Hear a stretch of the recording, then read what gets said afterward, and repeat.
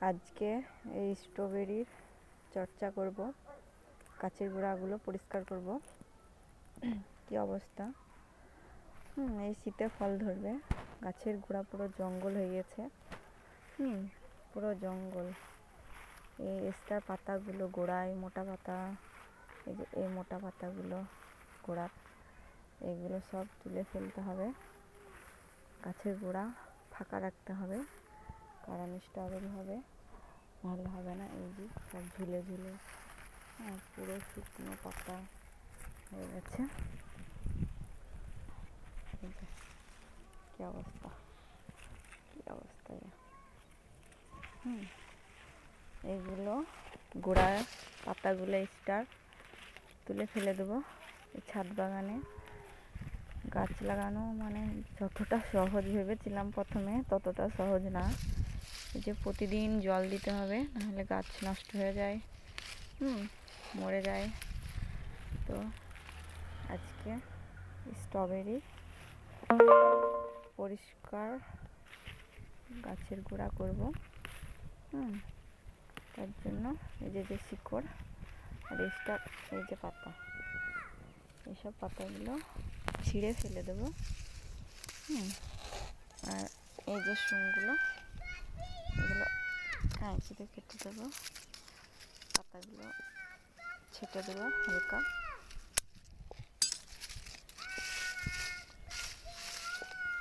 নাহলে হবে না।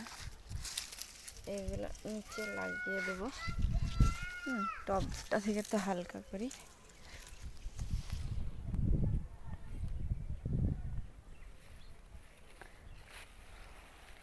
তো স্ট্রবেরির এই শীতে ফল আসবে, গতবারও এসেছে, কিন্তু এবার দেখি, আশা করি গতবারের থেকে বেশি আসবে। দেখা যাক। আপনারা থাকেন পাশে, ছাদ বাগানে গাছ কে কে ভালোবাসেন অবশ্যই কমেন্ট করবেন।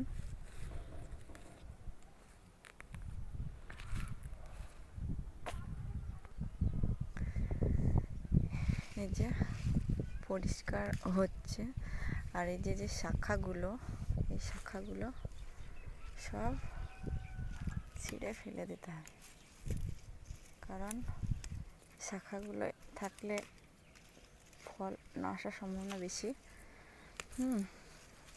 শাখাগুলো ছিঁড়ে, এক্সট্রার মোটা পাতাগুলো ছিঁড়ে দিয়ে